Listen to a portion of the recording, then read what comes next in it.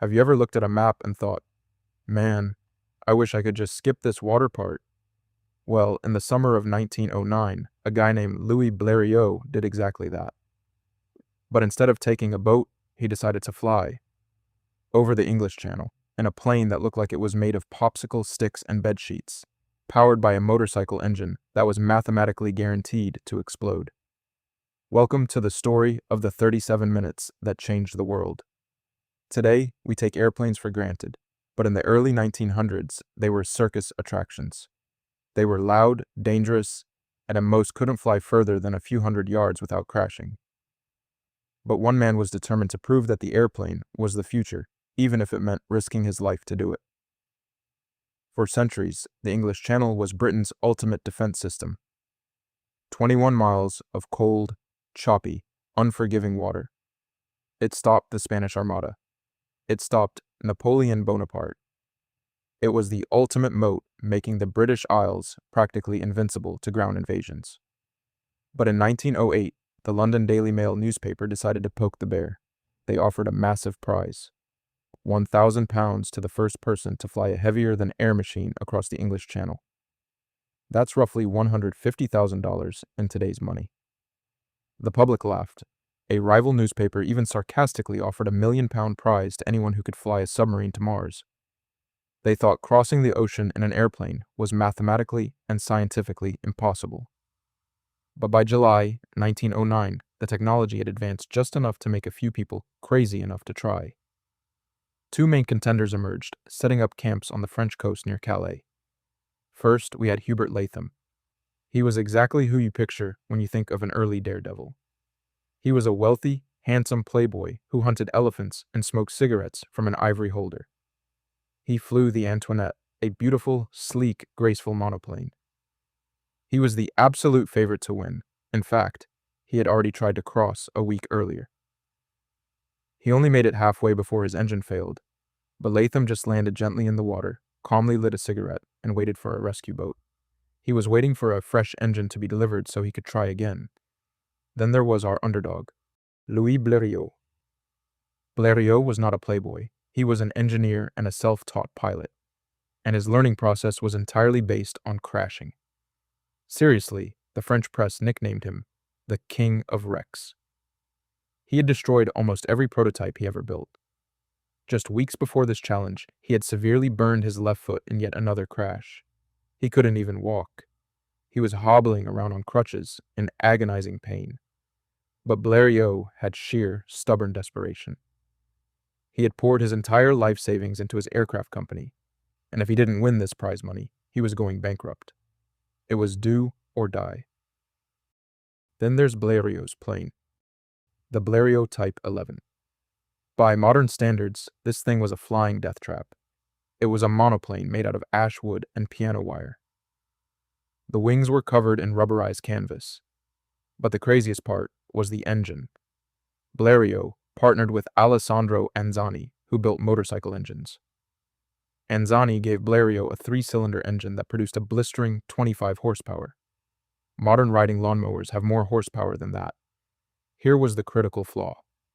Anzani's engine didn't have a cooling system. If you ran it at full throttle for more than 20 minutes, it would overheat, seize up, and die. The English Channel is 21 miles wide. At the plane's top speed of 40 miles per hour, the flight would take at least 35 minutes. The math did not work. Blériot was flying a plane whose engine was statistically guaranteed to explode over the open ocean.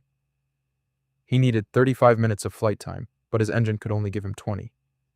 But Blériot was a desperate man. For days, high winds and storms grounded everyone.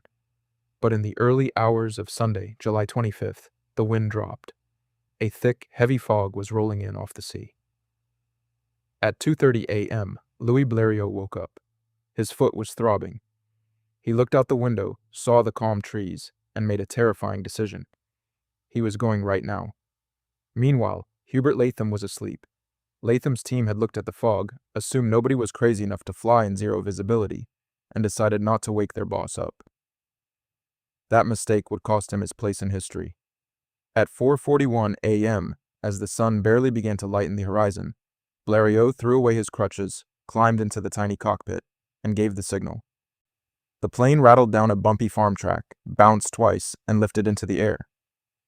He turned the nose of his tiny wooden kite toward the gray, forbidding water of the English Channel. Almost immediately, things went wrong. Blériot was flying at 40 miles per hour at an altitude of just 250 feet. He had no compass. He had no instruments.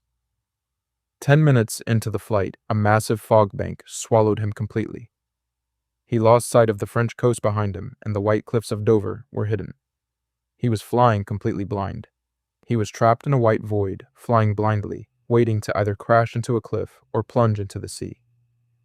And then, the inevitable happened. The 20-minute mark passed. The little motorcycle engine began to overheat. It sputtered. It coughed. The metal cylinders were blistering hot. Blériot braced himself for the engine to die and for the deadly plunge into the icy water below. But then, a miracle. Right as the engine was about to explode, a random, localized rain shower swept across the channel. The icy rain hit the scorching hot metal of the engine block. The water acted as a natural cooling system. The temperature dropped, the engine stabilized, and the little plane kept flying. It was a 1,000,000-to-1 stroke of luck. Through a break in the clouds, Blériot finally spotted the chalky outline of the English coast. He had made it, but he still had to land. The wind pushed him slightly off course, forcing him to fly along the coastline until he spotted a gap in the cliffs near Dover Castle. Fighting turbulent winds swirling around the cliffs, he realized he couldn't bring the plane down smoothly. The wind was tossing his fragile plane around like a leaf. So, at an altitude of about 60 feet, he simply cut the engine off. The plane dropped like a stone. It made a hard, bouncing landing in Northfall Meadow at 5:12 a.m. The undercarriage completely collapsed, and the wooden propeller shattered into pieces in the grass. It was his 51st crash, and easily his most famous. But as the dust settled, Louis Blériot climbed out of the wreck, limping, exhausted, freezing cold, but victorious. The flight had taken exactly 37 minutes. He had conquered the English Channel. The British press celebrated him as a hero, but the military establishment felt a chill. The following day, the Daily Express ran a headline that captured the true weight of what had just happened. Britain is no longer an island. For thousands of years, the ocean was a wall. In 37 minutes, a limping engineer and a flying lawnmower turned it into a highway.